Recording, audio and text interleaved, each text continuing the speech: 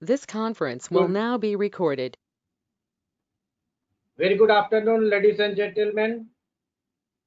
On behalf of our Honorable Secretary General, Dr. G.P. Agrawal, I, Dr. Sanjeev Layak, Executive Secretary, WASME, heartily welcome Dr. Somdatta Singh, a serial entrepreneur, ex-Vice Chair, NASCOM, Product Council, Board Member, Kotla Impact, and Mr. Pabir Roy, Senior Advisor, WASMA, for accepting our invitation for the webinar on diversifying and scaling a small business to a global one in crisis times.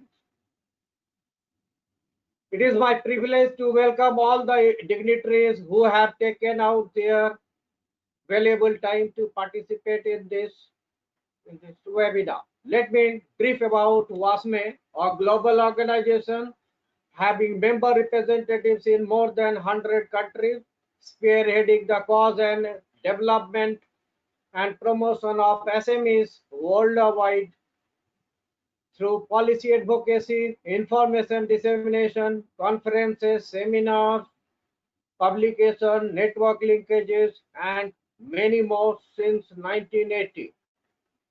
WASME has the consultative and observer status of United Nations. As you are aware of that, MSMEs are the backbone of our economy, which contributes 30% to GDP, 99% of industry share, and generate 70 to 80% of employment. Out of that, 95% constitutes micro, having turnover of less than 5 crore. Our Honorable Prime Minister Sri Narendra Modi's vision to empower MSMEs and calls for Atmanirbhar Bharat or self-reliant India movement, and announced a package to cater to various sections of businesses including MSMEs, and advocated for vocal for our local products and make them global. This is an opportunity for businesses and including MSMEs.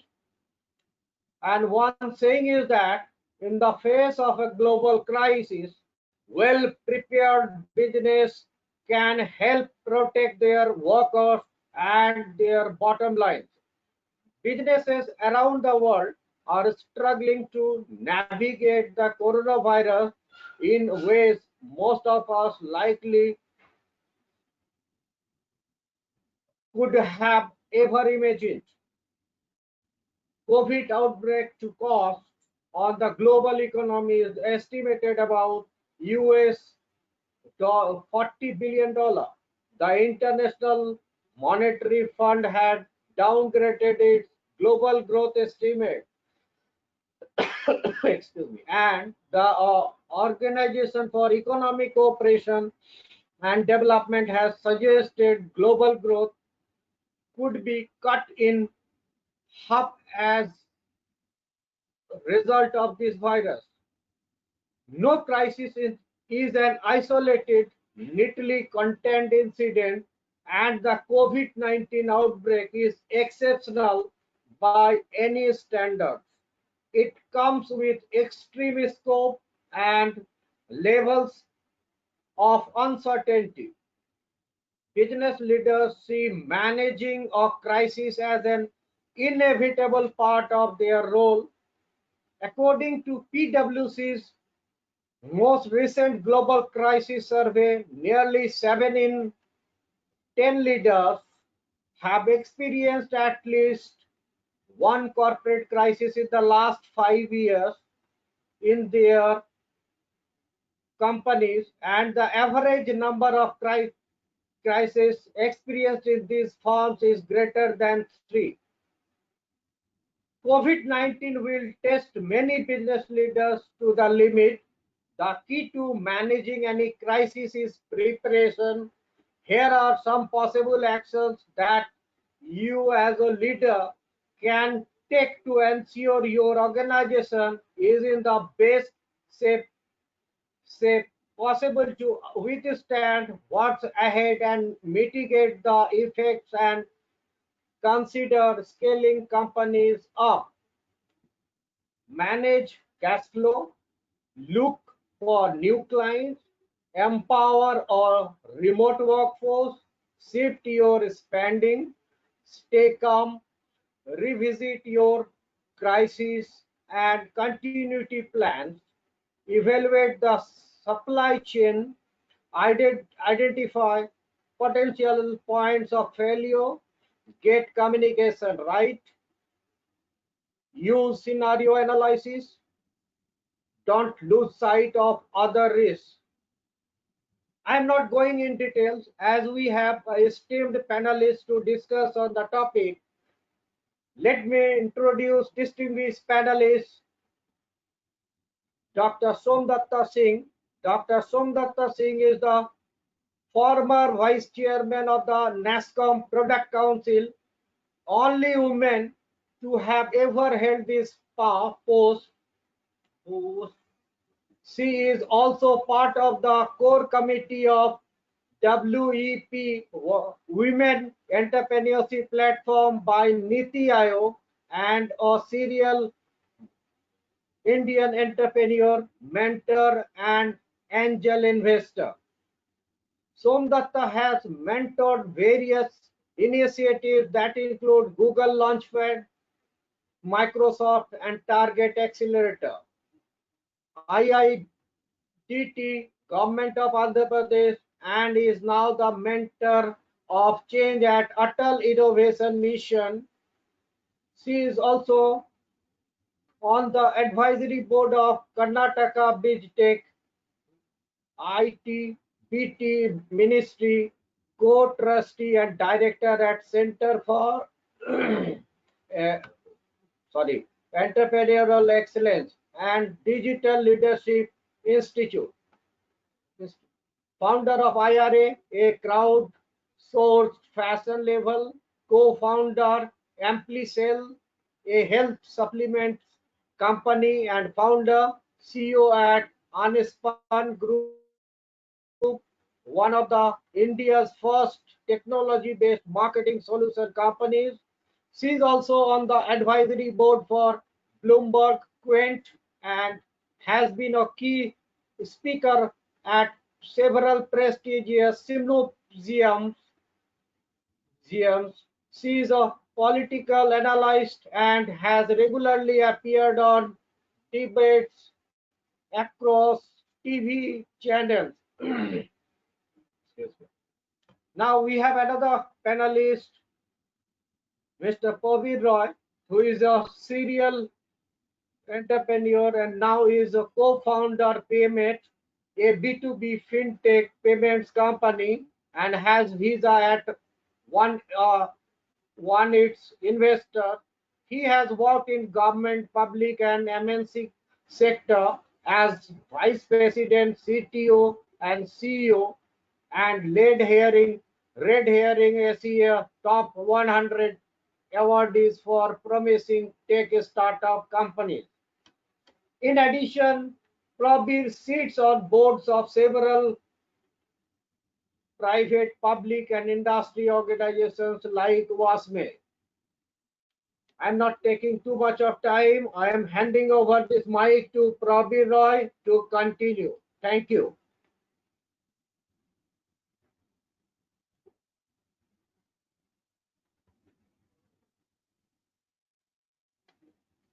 Thank you, Sanjeev ji. Mr. Roy is there or not? Yes, I can see he needs to unmute himself. Okay. Yes. Unmute. Sir, Thank you. please. Thank you, Sanjeev. Warm welcome to all the participants and to Dr. Somdatta Singh. You've given a very long introduction, so I think we will just cut to the first question. Yes. Dr. Somdatta Singh, the first question that I had when I read about you and your profile was that tell us about your journey as a serial entrepreneur And Right. why did you want to become an entrepreneur in the first place? Right. So, Prabir ji, Sanjeev ji, namaste to both of you. It's an absolute honor to be a part of the Voiceme, webinar today. Thank you so much for considering me, and namaste and a welcome to all the participants. I have a very interesting journey, more so because I come from a family of doctors where it is my entire family's legacy has been either in the medical practice or has been in administration. So when I decided that I wanted to be an entrepreneur, it was a very unique, journey for me. And I'll share that with everybody here because I used to go with my father very frequently to Calcutta Club. That's where I hailed from. So I was born in Kolkata, and then I went for my education. I came for my education to Bangalore and then to US and then came back to India, and I kind of now juggle between India and United States for my businesses. But I would often go with my dad to Calcutta Club, and that time Calcutta Club had such erudite people visiting, including Mr. Tata, Vittal Malia ji, Khaitan ji, and all of them, and they were all my dad's friends. And we used to go in a very humble ambassador. Though ambassador now to me is one of the best cars even now, but we would go in a humble ambassador, and I would see them coming in really illustrious car, beautiful Mercedes Benz. Some of them would come in then Bentley, and I would tell my dad that why don't we sit in one of those cars? And he said, being a doctor is a very noble profession.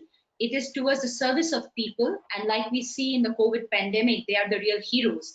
So, and my parents were always my heroes, but I somehow aspired to have a different life. The other reason being that I never would see my parents home. So my dad and mom, being both surgeons, would often, be in the hospital for like 2 days sometimes at a stretch, 3 days at a stretch. And I'm like, that's not the life I want. I want to have more control. I want to be more independent. But after I passed, the medical, test, and I got a rank in AICTE, but I didn't take it up. It literally left my father heartbroken. But I always had clarity that I didn't want to take up medicine as a profession, and engineering and something I was never drawn to. I always enjoyed reading. I had a very keen knack for economics. That's what I majored in. At that point in time, I was reading about Nikola Tesla, Thomas Edison, how they built empires. It used to always really, really excite me. And I used to look up to really big businessmen like Mr. Tata, and, I felt like, that's what I want to be. So I actually, Praviji, I actually ran away from home. I don't suggest anyone to do that here on this webinar, but it did happen. And it was forced. It's not that I wanted to run away, but my father gave me a choice. He said, either medicine or you're on your own. And somehow the on my own sounded like I was anyways on my own because both my parents were so busy. How different will it be? So I was always researching best places to go and study economics and management, and Bangalore was always on top of my list. So I had Delhi and Bangalore, but Delhi, as we all know, is not very secure for women. And in early 2000, I was like, Bangalore is a lot safer. So I kind of decided to move to Bangalore. And only when I came here did I realize that, the 5,000 rupees that I had saved from all my Durga Puja savings will not even last me a month. And that's how my journey started. So I came to Bangalore, found a dormitory, and indeed the dormitory that I was staying in, I started providing services. So I learned how to do threading. I would do that for the people who were staying in the paying guest. I learned how to make chocolates. I would sell it at my college to earn money. I think my stint as an entrepreneur, as a hustler, as a survivor started when I was just 16 years old. And when I then graduated, from Bangalore University, top of my class, economics gold medalist, my father came down, and 3 years he did not speak with me. He came down and he was in the front row because I was receiving the medal from the governor, clapping for me, and I could see how proud he was. He had tears in his eyes. And he just told me one thing. It's very, very easy to aspire and to be a rebel, but it's very, very difficult to implement and have a cause. So you converted yourself from being just a rebel to a rebel with a cause. And the fact that I could survive the 3 years on my own without taking a single penny from my parents, earning on my own, sustaining on my own, gave me the flavor that wanting to be an entrepreneur versus being an entrepreneur, being self-sufficient is very, very different. So that's how my journey started, Praveenji.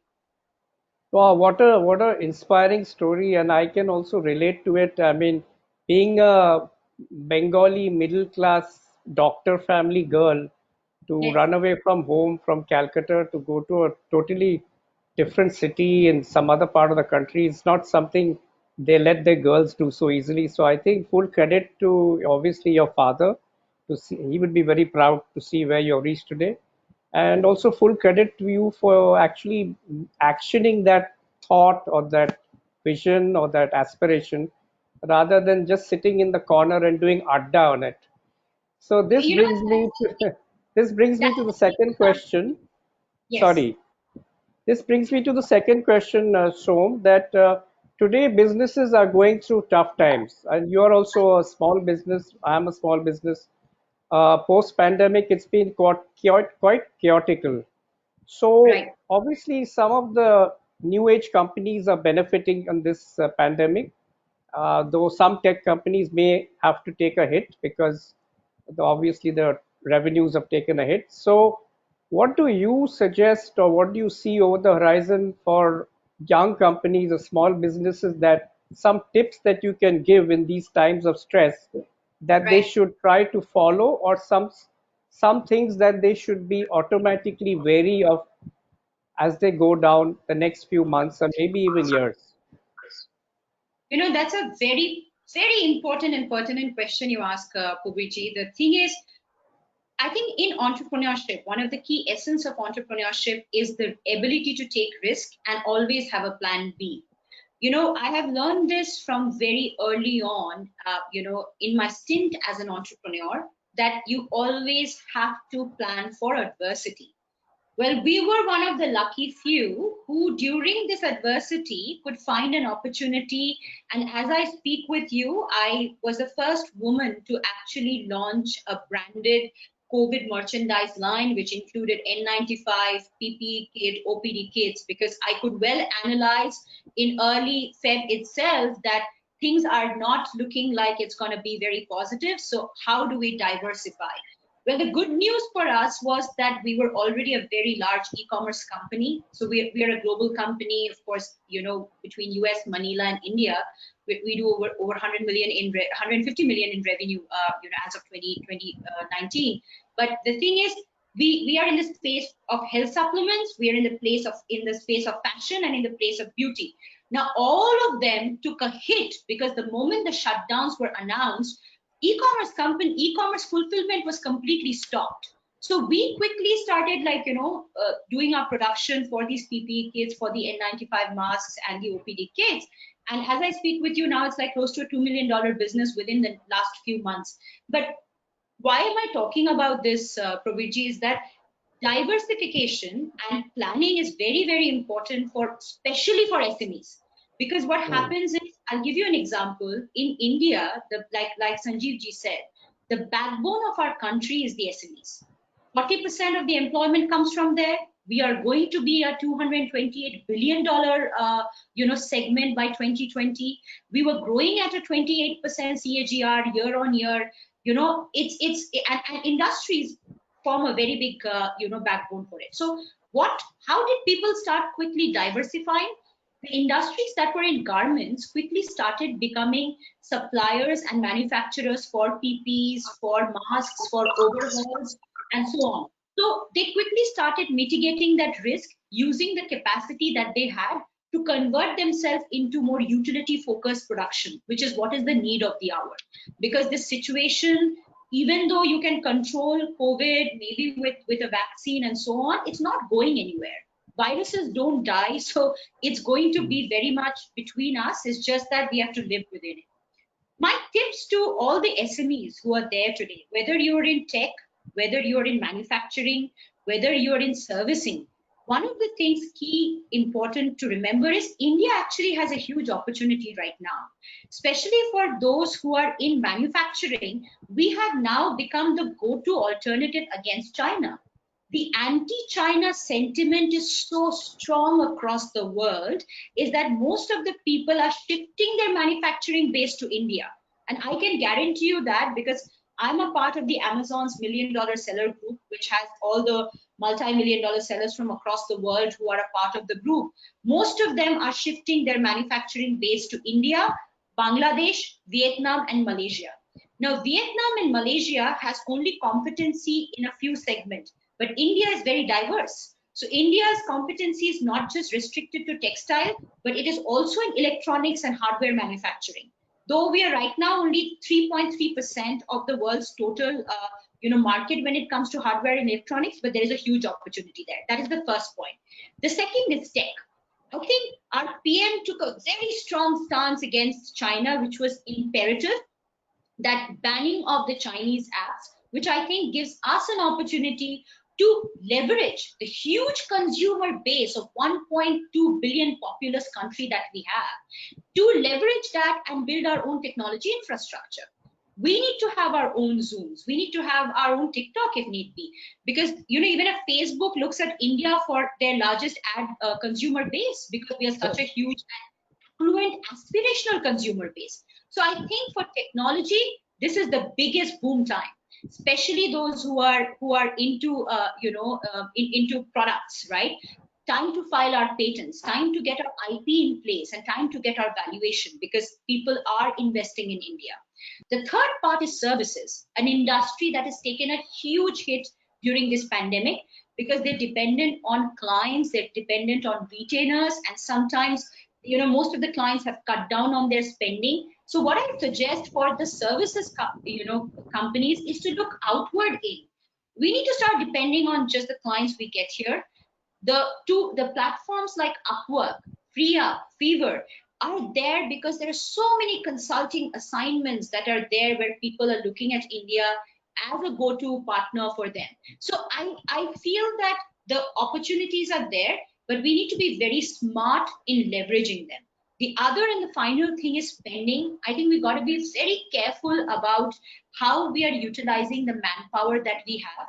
Like, we were lucky, we didn't have to fire anybody, we didn't have to cut salaries. Indeed, we are hiring, but it's important to know where you are doing it. Like, if you are in retail, you got to quickly move to e-commerce, because Industry 5.0 is about hyper personalization, and hyper personalization is only in e-commerce. Like Amazon and eBay, Probirji has seen 27% new subscribers. They're completely new, coming from tier 2 and tier 3, Absolutely. which was so difficult for them to penetrate. So I think these are some of the tips that we need to quickly move to Industry 5.0, move online, go into more diversified platforms, and also diversify our manufacturing and become a multi-floor manufacturing format where you can have 3 or 4 different product types coming out of one manufacturing plant, so you can do away with idle capacity. So I think those are some of the tips, and I know you have a lot of other questions, so I will answer as we go forward. No, I'm listening to you with rapt attention. Clearly, you're a student of economics because you gave a very wide perspective and painted a great landscape. 2 or 3 words which struck me, and I'm sure it would have struck the other participants who are listening, is you mentioned diversity, flexibility, and early on you said hustle. Now, I liked I was looking at the profile of yours and your company, I liked that you had made a pivot very fast from being a e-commerce, fashion, design, tech marketing solutions company. You made the pivot to medical textiles. You Yes. made the pivot to e-commerce. And being a small company in India with offices overseas, you've made a $150 million company, which is not a small thing to do. And this probably has created the path for you to be able to accelerate your growth because of your speed of actioning that where you ought to be as versus where you are. I think that's a great learning for entrepreneurs. So that brings me to the third question, is that when I talk to people like you, and on many, even in the last forum, somebody asked me, I'm an entrepreneur, should I now shelve my plans till things become normal. So my question to you is, should entrepreneurs shelve their plans, park their passions and beliefs till things turn around or things become more certain? Or as entrepreneurs, as risk takers, should they plow on regardless?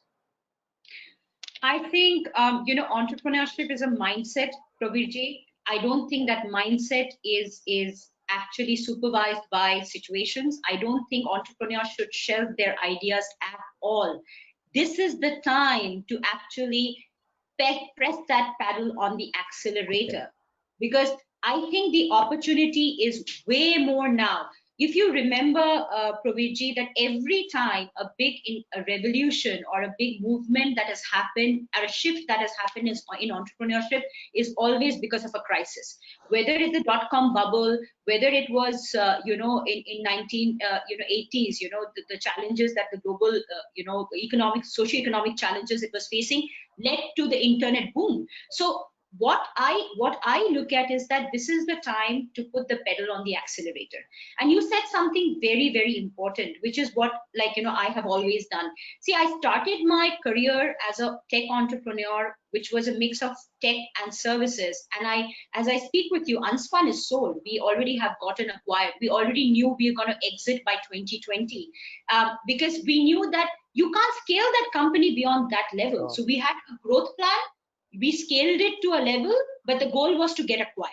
So to all the listeners and my friends who are there on this, on this webinar today, I'm going to just tell you one thing. Don't be too attached to an idea, because attachment is the most important foundation of a true entrepreneur. You need to know when you need to make your exit. So you only 2% of companies can become Google, but the 98% successful ones get acquired by a Google. So you can become a Google or get acquired. That vision should be clear, but don't get too attached to the idea. Know when to exit. I exited my company at the right time. I invested in different platforms, especially e-commerce, in 2015. Started with a health supplements brand, which is purely e-commerce. We don't even sell in retail. But that one health supplements line, which has 34 SKUs, does $12 million of revenue for me with a 47% profitability. So the thing is that you got to know where is the demand. Today's demand is in nutraceuticals, in health, in education, in technology. So you need to understand where you're investing your time and energy. And if you're not in those booming industries, it's important to quickly pivot and move to something else. But entrepreneurship, I think this is the right time. This is the right moment, because most investors who have invested in technology in US and elsewhere are looking to India because they know they can get better products at a lower valuation, and most importantly, they will get more competent people, because the top 50 companies in the world, 70% of them has Indian leaders. So we automatically are very good at leadership, but where we lack is execution. So we need to be smart about execution and pivoting. I think that's my mantra that has allowed me to survive all the challenging times I've had. And I have failed. Pravitji, I have failed. I have made serious mistakes where I went big into retail in 2017 with my fashion label. And I quickly realized that it will not work. So I tried that. I lost $1 million in a matter of 6 months. So we opened up in big, malls, and we realized that it's not scalable. I'm so happy I shut down the store, even though I lost a lot of money. But look at the situation now. I would have been in a deeper grave if I didn't quickly move out and forget about the losses and worry about that. Okay, how do I make more than what I've lost, and quickly pivot into e-commerce and grow my brands. Yeah, I think again, what I think very big learnings for people on this webinar, what I think Shom is saying is that step on the gas. This is not a time to be in idle mode or with your brakes on. Step on the gas, be smart, try and pivot. And main thing she said, and I think a lot of Indian entrepreneurs forget this, but they start with this in their head, is don't remain sentimental about your business. If something is not working, move on. Fail, but fail fast so that you can take that learning and start a new journey where the probability of you succeeding is higher than the confirmed probability of you failing if you continue to do nothing.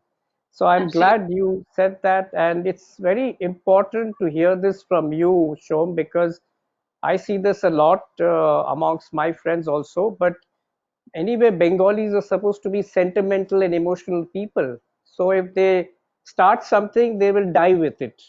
So to Right. see you breaking away from that mold is also a very inspirational to know, and obviously will be a great lesson for the other people. Now, you do a lot of work in NASCOM as the chair of the NASCOM Products Council. Now, that's a very important function and an important role. Tell me something. How are you helping smaller companies in NASCOM stand out, because they will be more nimble and they will have probably an edge over the big guys in their speed of action or speed to market? So, how are you adding value to NASCOM Product Council by encouraging smaller companies in the tech space? Mhm. And overall, how is NASCOM perceiving you as a person who adds value to the Productivity Council? I think it's a very interesting question you asked, Prabhidar. So for everybody's knowledge, I was elected. So I stood for election. I think I was the only ever woman and an entrepreneur to stand for election. As most people know that NASCOM is more of a corporate, body, but now they've become very agile. They encourage entrepreneurship. They encourage entrepreneurs to be a part of it. I was the elected vice chair between 2017 and 2019, Prabirji. And during my tenure, because I was the only entrepreneur in the whole council, the only one, Oh, wow. everybody was a representative of a company, whether Yeah. it was Accenture, whether it was Manthan Systems, Microsoft. So they were all employees of these companies who were the elected representative. But I was the only one who was running a company, and I had another woman leader who was an investor. So we two, she runs Saha Funds, and I was running Unspun at that point in time. And when I took over the realm, I didn't even turn 30. I was 29, and I turned 30 after I took over the position of vice chair. It was very daunting, because imagine the average age of most of the people in the organization is above 40, right? And you are young, you're a woman, and sometimes it's important that you're taken seriously. So what I did was I focused on doing work which will bring value directly to the ecosystem. And I am very happy to share with you, Prabirji, that the entire council was so supportive. People often think that women don't get support, and it's about women empowerment. I think it's not the truth at all. That's not. The battle is equal for men and women. It is about who is more good in terms of putting things forward and actioning things. So I had tremendous support from the council members. We were the first people who set up the Israel Innovation Corridor, which was in the occasion of the 25th anniversary of the India-Israel relationship. And we set up a corridor where Indian tech companies can actually go now to Israel, get supported and funded to jointly work on innovation which can be applied to the rest of the world. Well, it's a known factor that Israelis are brilliant in their innovation, in their technology, their deep tech, their education is at an absolute strong level. We wanted to have an exchange corridor that will allow the Indian tech companies to work with them, understand how they're so good in execution, so good in terms of growing their companies and brilliantly taking those companies global and getting acquired. That's what they're known for. So we as a council leader, I worked with the managing director of Accenture, Avnish, and I worked on this project together, and we executed it flawlessly. We also took a bunch of companies from India to Israel as a part of the product, information exchange thingy. And now, as I speak with you, NASCOM has exchanged with Mass Challenge, which is one of the biggest tech incubators in the world for India, which was set up by me and Avnish during that time. The second thing that we worked on was the Deep Tech Club. During my tenure, we were able to execute the first Deep Tech Club that allowed deep tech mentors to connect with deep tech innovators and help them make successful companies, because it's very, very difficult when you're in deep tech, because the incubation period is 5+ years when it comes to deep tech technology. Oh. So it takes time. So if you're investing in deep tech, you can't get the money in 2 years or 3 years. You have to know it's a 5 to 7 years incubation period. So you've got to be patient. So we wanted to ensure that they have the right global connects and they could get projects from global companies, which would allow them that incubation time and also allow them sustenance and money. The third thing that we, of course, was of course a NASSCOM's baby. What we took it to the next level, we made it more international, is the NASSCOM Product Conclave. So it's been going on for over 15 years now, and we wanted to make it more international. We got a lot of people from across the world to participate. So there was more information exchange, there was more learnings. Emerge 50, as you know, that now is one of the most coveted awards that NASSCOM gives out, which is also an initiative of the Product Council. My most important thing was to do things for entrepreneurs, which is what I succeeded in doing. So during the tenure, I was not only just somebody who was chairing, but also executing initiatives that directly impacted the entrepreneurs, including the Bloomberg Quinn Scale Up program. So where it's like the own mini Shark Tank, where people would get funded, while they were on the show. So that gave them a lot of visibility. So these were some of the initiatives that I drove during my tenure, and I continue to be a member, but I am more now actively involved in other global councils like GEN, that is the Global Entrepreneurship Council, World Economic Forum, and so on. So my role has now become a lot more global. That's great.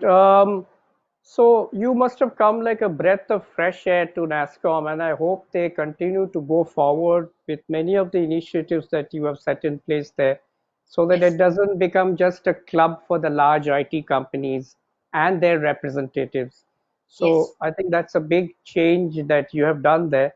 So coming back to small businesses, Shom, is that do you feel in India now that small businesses, Dr. Sanjeev said, is SMBs is the backbone of the country?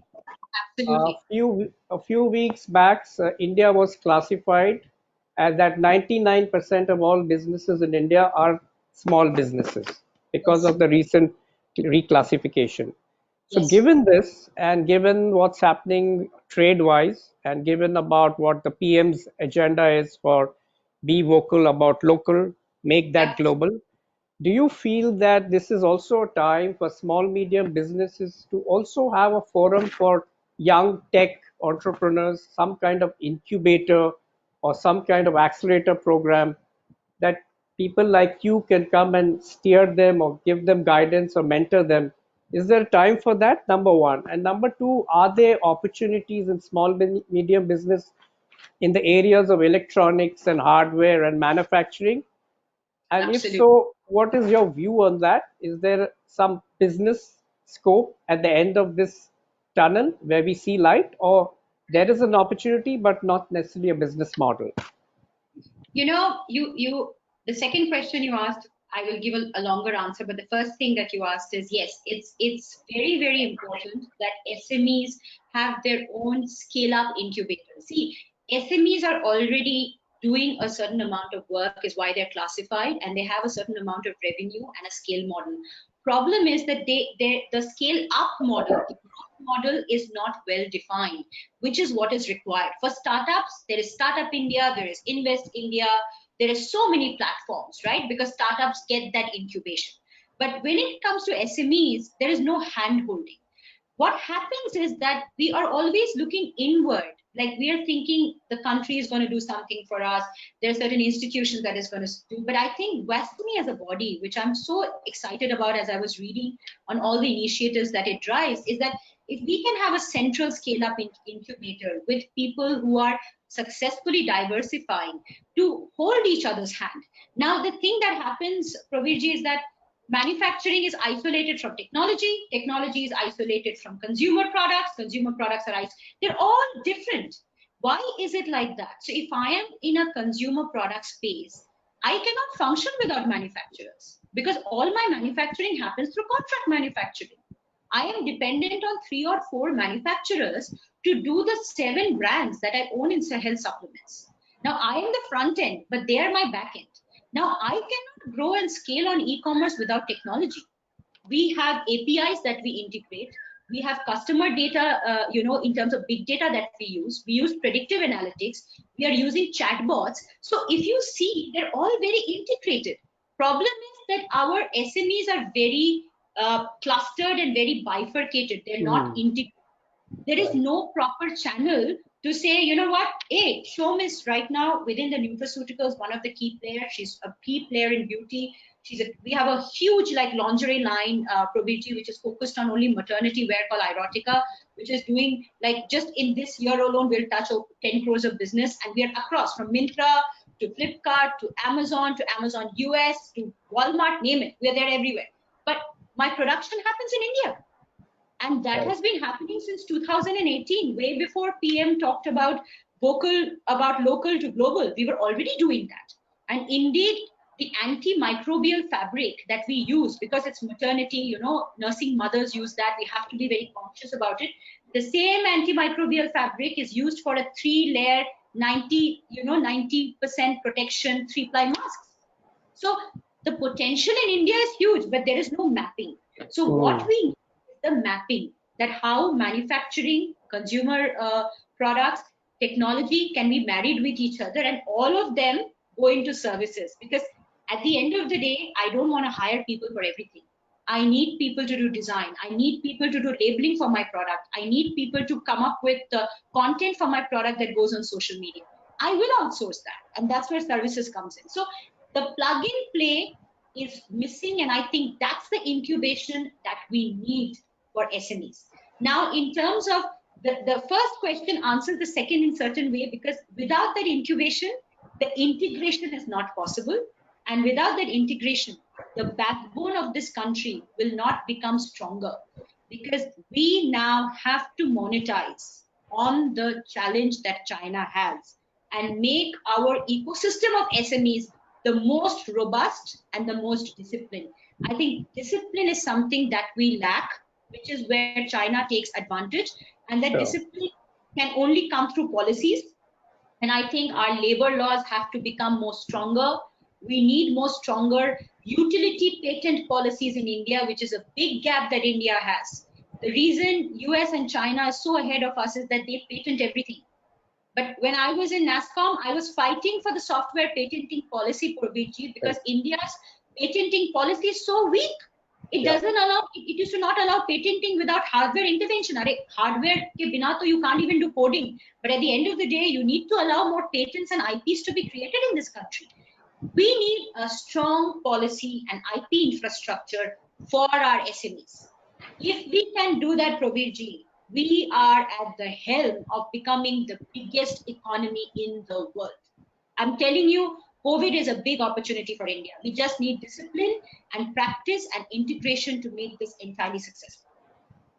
Actually, listening to you, Shom, I thought I was the only one, and probably Dr. Sanjeev was supporting me whenever we were saying is COVID is an opportunity and not a threat. And this theme we took from our first webinar onwards, and the bedrock of our seminar on webinars is that we believe that for small businesses, COVID is probably a greater opportunity than it's a threat.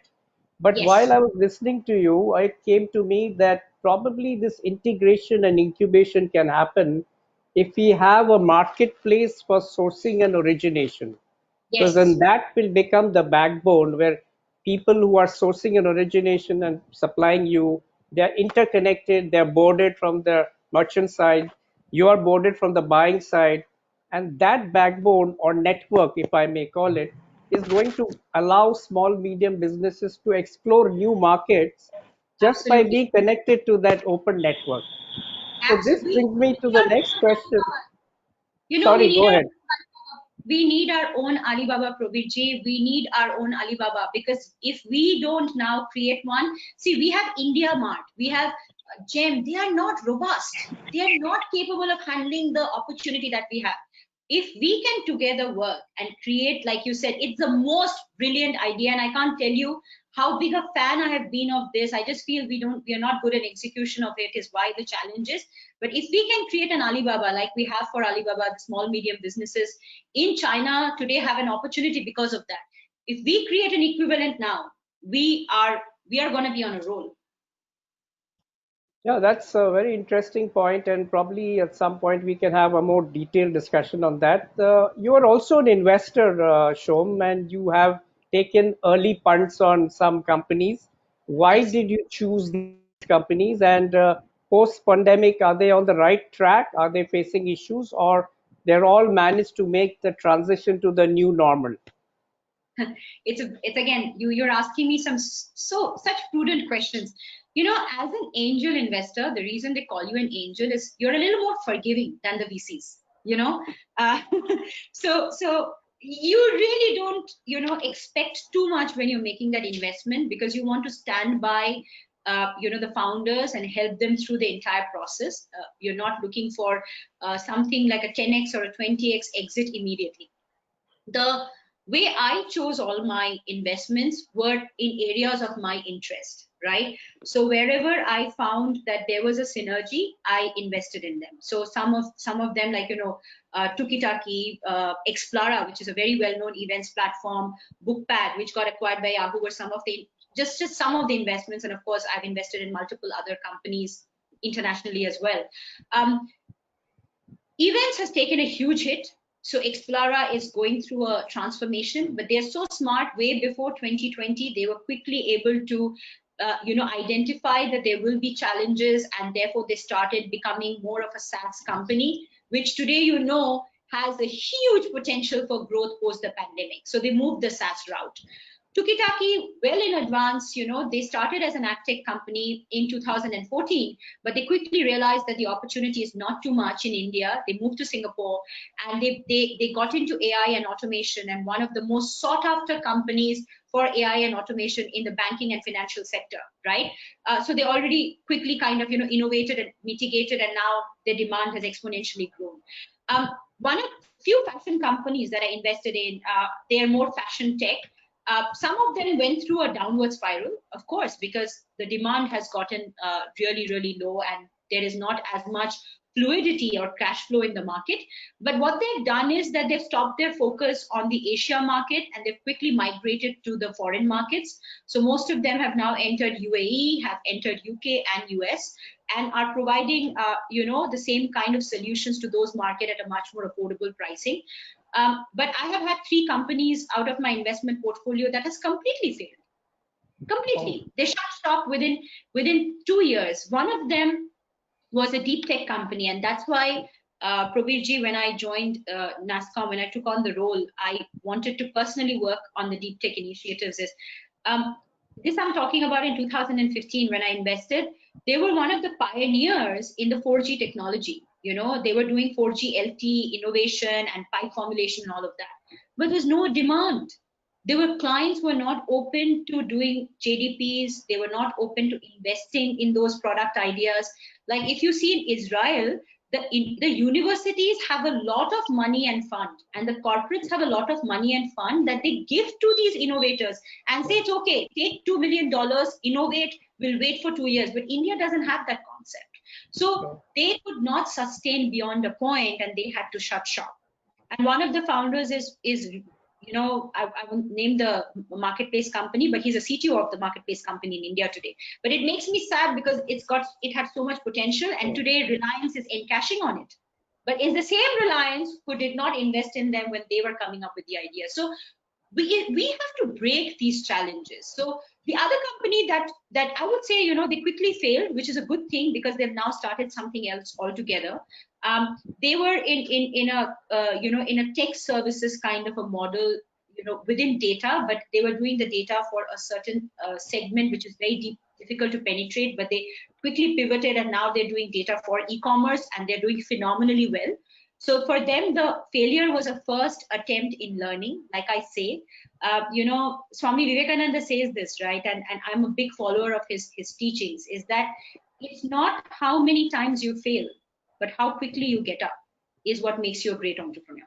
So, you know, that's why he says detachment is a theory of Advaita concept, as you know, Prabirji, that the Advaita concept believes that the Atman and the Brahman is one, so you have to be detached to grow. So that's something which I am a big believer in. And so yes, that's been my portfolio, and I've invested in a lot of other e-commerce companies as well, brands which are e-commerce. But my area of interest is beauty and healthcare, because that is where the highest demand is. And all of those companies are doing very well, very, very well. And Praviji, another interesting thing, they're actually Indian companies, but they all sell in US because that's where the money is. Yeah. I like the last statement, Shom. Indian cost, dollar revenues. That's a great business Yes, model yes, to have. yes. But it's also good to hear you saying that you are really practicing the non-sentimental entrepreneur kind of approach, which is giving you a lot of benefits. I think we are more or less coming to the end. Is there any particular question that you have to me before we hand over to the our participants to ask us questions? So, Prabir, I've always been very, I'm a follower of the work that you do, and you've done so much for this segment. And you being in the board of WASME, what I want to know is what are some of the initiatives that WASME is taking up to help SMEs during this time, where SMEs like us can participate and add value and enable a better growth and acceleration? So this question, I think I will pass it on to Sanjeev. I think he will be able to better explain this, and then I'll probably top it off with my own observations of that initiative. Sanjeev, would you like to take this question? Yes, yes. Uh, Very rightly said that means you have to be succeed in your life. And SMEs are the backbone of our economy. And as far as my knowledge is concerned, three pillars of business. One is the credit, another is the technology, another is the market. Credit, fixed capital, and working capital.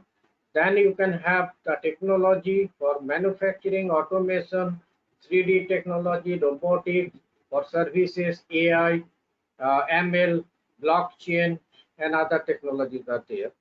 As far as market is concerned, local market, then national market, international market.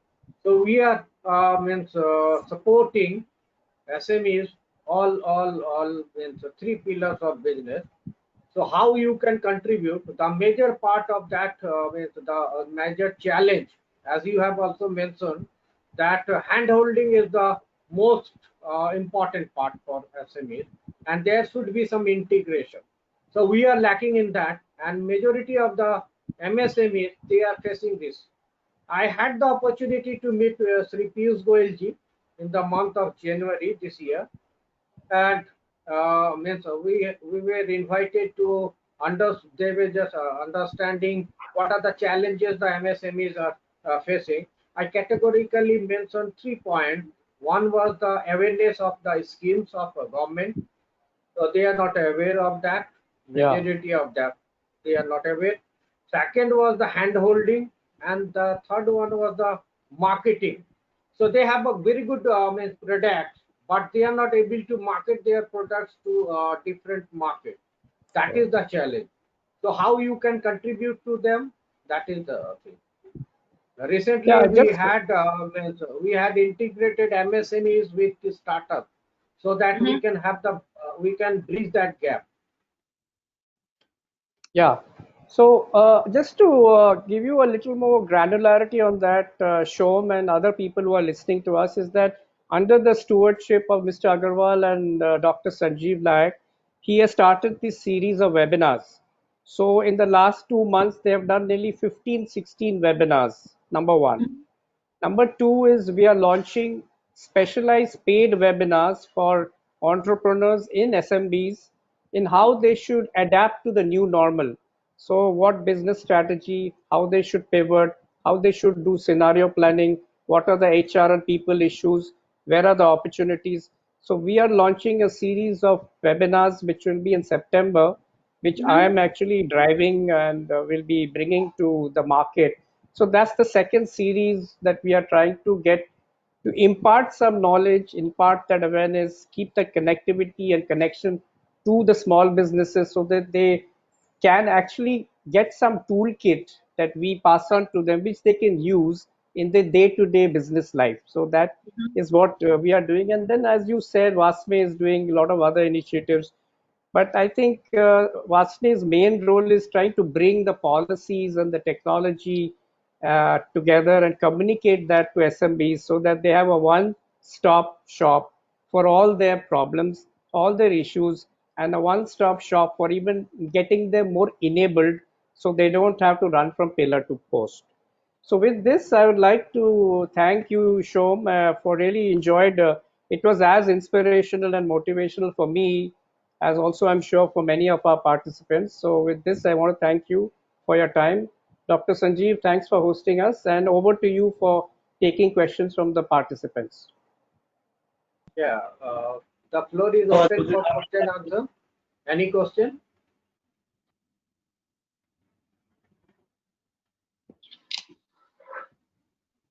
One by one, you can ask question. Yes, excuse me. Yes. Yes, as Miss Sam Datta said that she was doing the small types of work, that making chocolates and selling in the colleges, and as she invested her money for her personal for her further use. So as like that, I have also planned something, that first of all I'm going to do some small works to contribute my money for my future business, as I am inspired with a US woman. She is named as Stephanie Loren from US, and she is shifted to Canada now.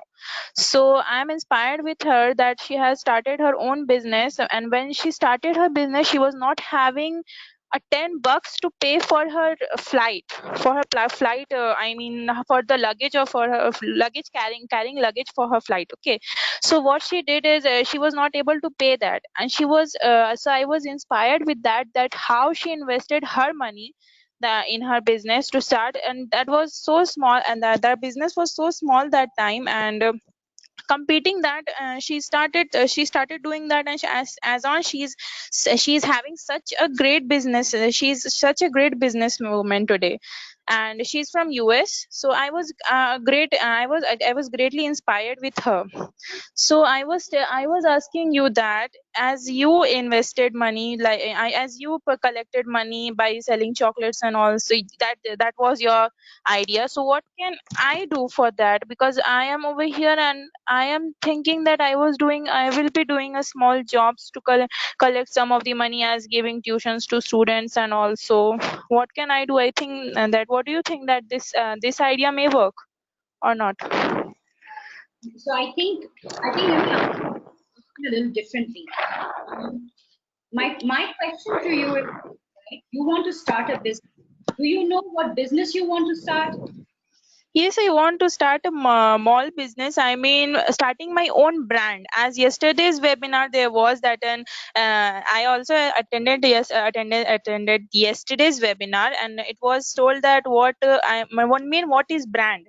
So Mm-hmm. what I started, that I mean brand. So I also want to start my own brand with I mean, in a mall, and in that mall there will be my brand selling, my products, my brand selling will be there, and also I'm going to launch my brand in, I mean, e-commerce. I mean, also I'm going to start it as an e-commerce, I mean, online shopping center also. So this is only my. So my first point to you is, your Yes, brand is small, because you will end up wasting all. People yes, over the next few years are not going to go into marketing at all, because of the concern yes, of hygiene, because of the concern of social, and it is only going to yes, increase. That is one. Now, coming to yes, savings is a mindset, right? So it is yes, not that I sold chocolates, or I did friends, or I stitched.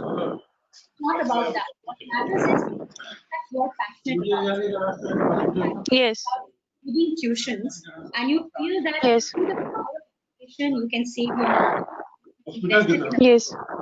but be very careful. Finance, you Ma'am, your don't. audio is not clear, ma'am. Can you do something? Can you hear me now? Yes, yes, yes, it's clear now.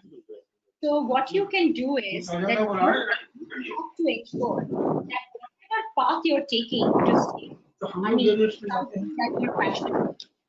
I think there are a lot of Yes, people who are speaking. Somebody can go on mute. Miss Shirin, request you to keep your mic little away from your mouth so that you can listen Shom Datta ma'am properly. So my point is, if you feel giving tuitions is going to help you save money, why not? If you feel that, you know, you're passionate about fashion or you're passionate about baking, I know a lot of my friends who work in the day are bakers. So they bake cake for others by evening and night, and they're earning additional money so they can invest in their business. The thing with being entrepreneur is clarity. You have to be very clear about what is that you want to do. See, now when you said you want to have it in the mall and all, it made me a little worried because that's not a smart move. But yes, having it on e-commerce is a smart move. But you got to also know that starting a brand means that you need to plan for your inventory, you need to plan for your manufacturing, you need to have your cash flow planning, you need to plan for your marketing. Which market are you going to sell in? That is also very important. So I think Yes. saving money is smart, but using the saving money has to be even smarter. You cannot Oh, invest in yes. which doesn't have a future and lose all the money. So be very careful about that. But I think doing tuitions means that's the most noble thing. After, you know, after medicine and after you know, being a doctor, I think the teacher is one of the most noble of all, you know, all format of profession, because it is imparting knowledge, it is imparting education, and I think you're in the right path. You learn in the process, you earn in the process. Why not? Yes. Thank you so much, ma'am. You're most welcome. All the participants are requested to just mute your mic and ready with your question. Your next question.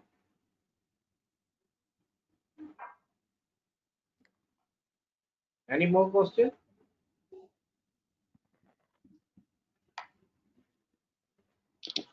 So one thing I want to Good afternoon. share Good with all afternoon, the madam. I have a okay, I go have ahead, a go ahead. question here. Yes. What's your name, Is there sir? any common? I am You Ashok can just Nanda here from Bhubaneswar, Orissa. Okay. Madam, I have a small question. Is there any common platform available so Yeah. that all SME people can give the detail of their information about their services or product, anything, so that everybody can know it? Is there any common platform available like that in India? There is, I am not aware of a common platform where you can give your information as an SME, but I know there is SME Rush, which is a international platform. But there are platforms like India Mart, which is for people who are selling products, for people who are selling consumer durables. It's a very good platform for them, for India, for them to be like, you know, discovered across the world.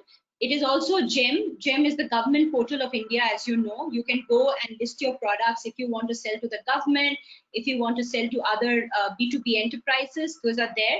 But I am not aware of a single platform for SMEs in India where you can list your products and services. I think that's what Probir ji was talking about, that Yeah. we need something similar to that. But yes, I'm not aware of it. Probir ji, are you aware of any single platform except for India Mart and GEM? Yeah, I think our friend from Bhubaneswar is actually right that what Shom has said, that other than India Mart and GEMS, there are no other pan-India network. And this is a sorry state because there are 60 million MSMEs in India. Only 12 million are registered as GST registered. So that shows the huge gap between the total number of MSMEs and the people who are actually having some paper electronic trail. But this is what I was discussing with Shom, my friend from Bhubaneswar, is that if we had Alibaba equivalent or a like Nandan Nilekani's recently announced the Open Credit Enablement Network. People who want capital can go and find that capital. And similarly, a backbone where all MSMEs are also registered, and people who are sourcing and originating can also trade with people who are buying and selling. That type of electronic technology driven marketplace or backbone is what Shom is talking about. We should have that, and maybe Dr. Sanjeev can take this up with the Ministry of Industries, whether A, government should do these, or B, let private sector do these. So at some point of time, it will need to be done, and I think that time has come. And it is people like Sanjeev and Agarwal and Shom and me and you all here who are going to be able to do that. If we don't do that, another 10 years we'll be having the same story. Same question will come, and Shom will be as young as ever, and she'll give the same answer that it is not there as yet. So I is am that just answer your question? interfering. I am just interfering. Ministry of MSME is in process of developing Alibaba, Indian Alibaba, with name Bharat Mart, and that will be, I think, available for all the MSMEs here in India. Very good. When That's That it, is good. when it is going to come, sir? When it is going to come, sir? Yes. When it is going to come? Within Yeah, some few that months? will be soon. That will be soon because COVID has already arrived, and it was accelerated. announced. It was announced by our honorable minister for MSME, Mr. Nitin Gadkari. Okay, thank you, sir. Thank you. Thank you, madam. Yeah. Most welcome, sir. Most welcome. May I ask, After this COVID is over, they may be launching this platform. may Okay. may I have your attention to ask one question, please? Yes, yes. Yeah, this is Mohammad Joinul Abidin. I am from Dhaka, Bangladesh. I would Yes. like to ask one question that e-commerce site. We know during this COVID-19 period, e-commerce site is doing better. But at Yes. the same time, we are also observing that standard of the product, delivery product, is not maintaining by the e-commerce site. So in such case, how government agencies or the business association can ensure the standard of the product? One buyer is providing offer, placing order for one particular color or one particular quality of the product, but he is getting delivery of another color or another specifications. So in such case, how we can maintain the standard of the product of from the e-commerce site? Thank you. So let us answer this question with a little bit of knowledge when we say e-commerce site. See, e-commerce is bifurcated into many areas. You have marketplace, which is what Amazon, Flipkart, eBay, Walmart is. What a marketplace means is that a seller will register on the marketplace, list their product on the marketplace, sell their product on the marketplace. Now, what happens is that and remember something, that the marketplace takes the life. If somebody's not speaking, please go on mute. So if the marketplace is, if you're buying something from Amazon and the product is in FBA, which means fulfilled by Amazon, means the product is in the Amazon's warehouse, and let's say you ordered for a pink shirt and you ended up getting a white shirt, what Amazon does is it always protects the interest of the consumer first, so you can return the product and get your money back. The reason there is challenges today when you're getting product delivery, it is not really quality, it is more about the lack of people in the warehouse to do fulfillment. But remember something, when it is marketplace, the marketplace allows a full refund, allows full return. So no matter what product you buy, you can return it if you're not happy with the quality and get your money back. In the case where you're talking about quality of the product, so in a marketplace, the quality of the product is already protected by the marketplace pair, which is an Amazon or a Flipkart. If more than 1 or 2 bad customer reviews come on any product, they will suspend the listing. That is how it works. So a seller, like if I'm a seller, I have a KRA, which means I have to align to some performance regulations that Amazon and Flipkart has put. If I do not comply with those performance regulations, they can suspend my account, they can block my listing, and they can stop me from selling. That is the first model, which is the marketplace. The second model is the standalone e-commerce store. So if I am a person who has my own Shopify store through which I'm selling the product, then there is a question that comes of the quality. Now, if you are in Bangladesh, if you're ordering something from US and you got a substandard product, or if you're ordering something from China and you got a substandard product from a direct e-commerce store, you still have the opportunity to return it. Now, when you're talking about quality standardization, the government can't really do anything except for where you can go to a consumer court and talk about it, because it is the buyer and the seller. The government is not enabling anything here. But if you're buying through a platform like GEM, which is a government platform, and the supplier is not adhering to the quality, the government can suspend the listing. What the government does is to protect the consumer.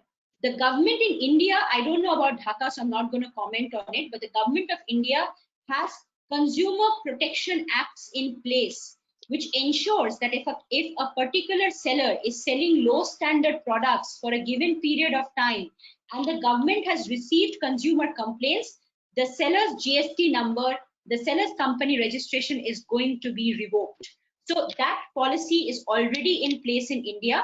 And for marketplaces, they already protect you. The last part is the aggregator, like the Alibabas. They're not a marketplace, they're just aggregators. So they're connecting the buyer to the seller. The money doesn't go to Alibaba, it goes directly to the seller.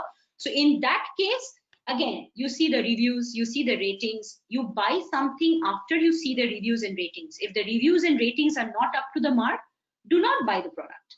But I feel during COVID, the reason there's been a little bit of an up and down is because lack of manpower in these warehouses to do fulfillment. So it is just a small glitch. I don't think it's going to last for a lifetime. The reason people buy on e-commerce more and more is actually that protects them from quality discrepancies way more than you go to a retail shop. Because you go to a retail shop in India, you buy, you can't return it. But in e-commerce, you can return anything that you buy. That's the beauty of e-commerce. It protects the consumer over everything else. Okay, thank you very much. Thank you for your nice answer. Excuse me, ma'am. I'm sorry to return again, but yeah, I also wanted. I mean, I was not able to explain what my question was. Okay, so I'm explaining you once again. Is this going to be the last question, Probiji? Because I have a hard stop. Yes. May I ask, ma'am? Yes, go ahead. Yes. So I am the student of BCom second semester. Okay, I'm so young. I have not started any field. Okay, I'm not at the age of starting all those works. Or I mean, so yes, I am the student of BCom. I'm from Jharkhand and Jharkhand Jamshedpur from JKS College of Commerce. So I was planning to have a business in future. So what I was telling that I am a tuition student as well as a teacher of JK school. I am teaching in JK school and I am the student of JK's College of Commerce. So what my plan was that I am planning about to have a e-commerce job as well as my brand small. Okay, in future, maybe by step. So first of all, what I'm thinking about is I starting my business by small thing by my hand, because I am a creative. I have a little bit of talent on making about my hand goodies and all. Sorry to interrupt you. I am Keep not your understanding. question very short. Keep Yeah. your question short. Yeah. Yes, okay, sir. So what my thing was is how can I start up my business? Matlab I am matlab, how can I start up my business? I mean, how can I invest a bit small money to get it? I mean, in future I can get profits and all, so that I can reach to that level in which I am thinking about to reach over there. I think the problem is, I think you're very confused. So first thing is, I think age has got nothing to do with starting a company or a venture. I know enough and more people who have become billionaires before they were 18 years old. I'm not saying that we all Yes. have to be that, but what I'm saying is that age and education has got very little to do with entrepreneurship. और शायद मैं आपको Yes, Hindi में ma'am. बता दूंगी तो आपको शायद समझने में आसानी होगी. So I will, Probiji, it's okay if I'm allowed to speak in Hindi. Maybe that's going to be more comfortable for her. Yes. Okay. No, ma'am. You can speak in English. It's comfortable for me. You can speak in English. First important Actually, thing is, I was bit nervous. Yes, no, ma'am, you can that's fine. speak now. I think you are a little confused. What I would want you to do is do one thing at a time.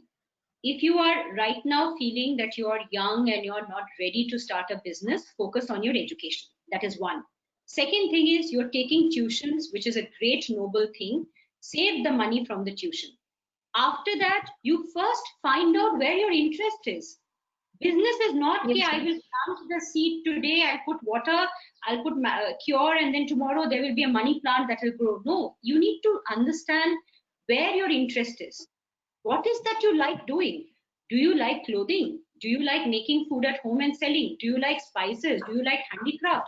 You need to first know what is that you're passionate about.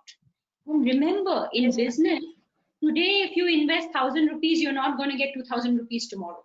It is Yes, about ma'am. understanding that if I invest 1,000 rupees, can I make 1,100 and make it to 1,500 and make it to 2,000, so that there is a ongoing growth, and it's not one day 2,000, tomorrow 1,000, then 500, business went off.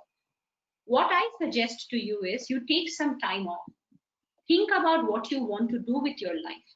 Do you want to Yes, ma'am. work? Maybe, see, not everybody has to be a business person. And business does not mean that I will have 10 people working for me. I have a lot of my friends who are sitting at home, one person doing a business, making money and working. So it depends on what is that you're passionate about. Once you know what you're passionate about, what is that you're interested in, learn. First, learn. Skilling is very important. Learn it. Learn the basics of it. Go to skill development, Center of India. Learn or go online. Learn about how to build a business, how to market the business, which are the right platform for the business that you're doing. There is a lot of homework that is required for you before you start. It is not that I decide today and tomorrow I'm going to start. It took me 5 years of planning before I started. So don't confuse, when I was making chocolate and selling at college, that was survival. That taught me how to be a hustler. But if I wanted to make that chocolate business into a $1 million business, then I would have had to think how the branding is going to be, how the packaging is going to be, where I'm going to sell, how will I ensure that customers keep buying from me, how to ensure that quality of the product is not compromised, which all places am I going to sell. So there's a lot of things that is included if you want to do a business long term. So Right. skill yourself, take Yes, some ma'am. time, learn, and then execute. Okay? Very good. Thank Thank you, you so much, ma'am. Dr. Thank you so much. Somdatta. Sanjeev, can you kindly give the vote of thanks and then we Yes, can yes. end. Thank Yeah, you I very would much. like to request Megha for vote of thanks. Yes. I, on behalf of World Association for Small and Medium Enterprises, it's a great honor to propose the vote of thanks to everyone. It has been our pleasure to host all the participants of the webinar at this platform. The participants were very enthusiastic. I'm thankful to all the participants for joining in this webinar. I'm sure that the participants must have benefited by attending this webinar. Sincerely thank our chief guest, Dr. Shom Datta Singh, for Right. making this webinar interesting and meaningful. I would like to express our profound gratitude to Mr. Prabir Roy for his presence in this webinar. I thank Dr. G.P. Agarwal, Secretary General, and Dr. Sanjeev Laik, Executive Secretary WASME, for his inspiring mentorship. I am also thankful to Team WASME for providing us with all possible logistic support towards organizing this event. I Thank once you. again thank everyone whose contribution has made this webinar a successful event. Thank you. Thank you very much. Good night and take care. Be Thank you. safe. Thank Bye you. bye. Thank Thank you you. so much.